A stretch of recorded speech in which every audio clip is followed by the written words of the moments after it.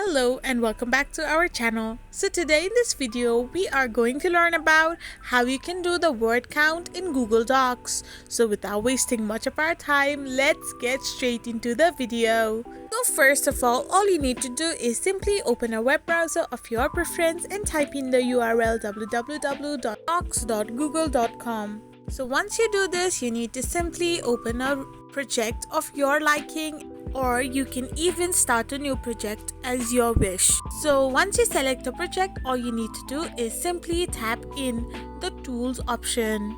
Once you tap in the tools, you can find the word count option right there. So you need to simply tap on the word count and you can see that how many words are there.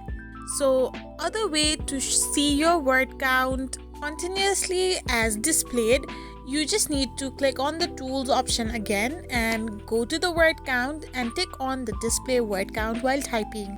So now this way, whatever you type, the word count will be shown beside your paragraph. So this is how you do word count on Google Docs. I hope you found this video helpful, so don't forget to hit that subscribe button and do give us a thumbs up. We will be back again with these informative videos.